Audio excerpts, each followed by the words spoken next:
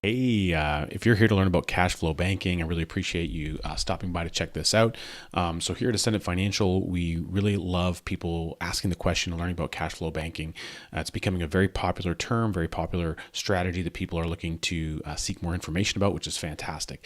Anytime that we can go and endeavor to learn more about how to do things in an efficient way in our cash flow throughout our life, we fully support that. There's a really great book that was written by an author named Garrett Gunderson, a fabulous guy, and a great book called What Would the Rockefellers Do?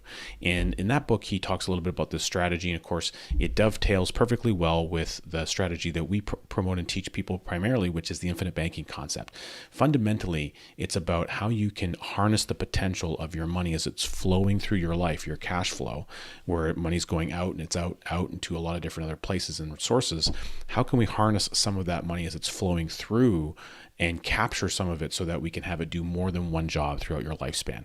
And that's really the fundamental core of why a lot of people look at this as an insurance strategy. Now, often insurance is utilized in the promotion of these types of concepts and ideas. The reality is you can probably do it without the insurance, generally speaking, but the insurance or the vehicle that we use to accomplish these types of things, such as the infinite banking concept, becoming your own banker, cash flow banking, etc., that is simply a vehicle. It's Nelson Nash would say it's the means by which we accomplish the objective.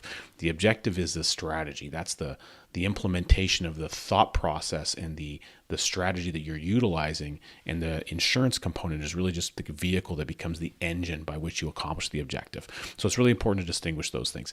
And ultimately, fundamentally understanding cash flow banking, infinite banking concept is very important because you can start to understand how you can have money that's flowing through your lifespan really solve for the opportunity cost aspect of your life.